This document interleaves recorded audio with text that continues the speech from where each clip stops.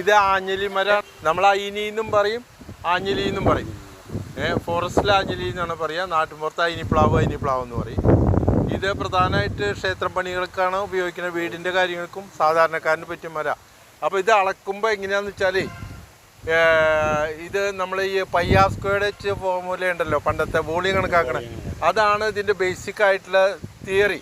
അപ്പോൾ ഇതിൻ്റെ ഓരോ അടി നീളത്തിലും വണ്ണം പിടിക്കണം, അതാണ് അതിൻ്റെ കണക്ക്. അതിന് പകരം നമ്മൾ എന്താ ചെയ്യുക വെച്ചാൽ തടിയുടെ മൊത്തം നീളം അളക്കും, എന്നിട്ട് അതിൻ്റെ നടുവിൽ വണ്ണം പിടിക്കും. മനസ്സിലായോ? അങ്ങനെയാണ് ഇതിൻ്റെ വോളിയം കണക്കാക്കുക.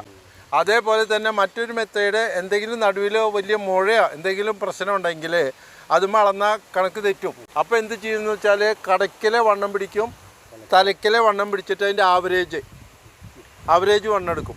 എന്നിട്ട് നീളം വെച്ചിട്ട് നമ്മൾ ആ മെത്തേഡ് ഉണ്ടല്ലോ പയ്യാസ്കോ എച്ചിൻ്റെ, അത് വെച്ചിട്ടാണ് ഇതിൻ്റെ വോളിയം കണക്കാക്കുക. ഇനി ഞാൻ അളക്കണത് കാണിച്ചു തരാം ഒന്നും കൂടി. 490 നീളം. കണ്ട 5 മീറ്റർ ഉണ്ട്, ഒരു ലേശം കൂടെ ഉള്ളൂ. 490 എടുത്താൽ മതി. അപ്പോൾ അതിൻ്റെ പകുതി 2.45 വണ്ണം പിടിക്കണം. മീറ്ററിലാണ് അളക്കണേ. സാധാരണ രീതിയിൽ നാട്ടിൻപുറത്തൊക്കെ അടി ഇഞ്ചിലാണ് അളക്കുക.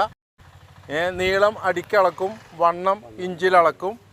അങ്ങനെയാണ്. എന്നിട്ട് അത് പെരുക്കിയിട്ട് 144 കൊണ്ട് ഹരിച്ചിട്ട് കുബി ആക്കും.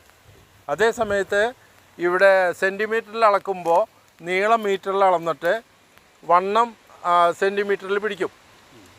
അതിപ്പോൾ കാണിച്ചു തരാം എങ്ങനെ പിടിക്കുന്നതെന്ന്. 304 സെൻറ്റിമീറ്റർ വണ്ണം.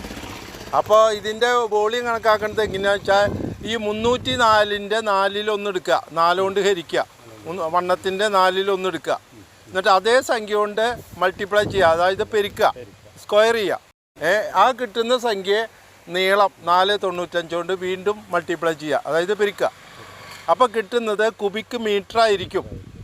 അതിനെ കൺവെർട്ട് ചെയ്യാൻ വേണ്ടിയിട്ട് നമ്മൾ ചെയ്യുക, ആ കിട്ടുന്ന സംഖ്യ ഇൻറ്റു 35.315 ആ ഫാക്ടർ കൊണ്ട് പെരുക്കുക, നമുക്ക് കുബിക്കടി കിട്ടും. ഇതാണ് തടിയുടെ വോളിയം, റൗണ്ട് ലോഗിൻ്റെ വോളിയം കണക്കാക്കുന്ന മെത്തേഡ്. മനസ്സിലായില്ലേ ശിവദാസിന്? ഇപ്പോൾ മനസ്സിലായില്ലേ? 35.315.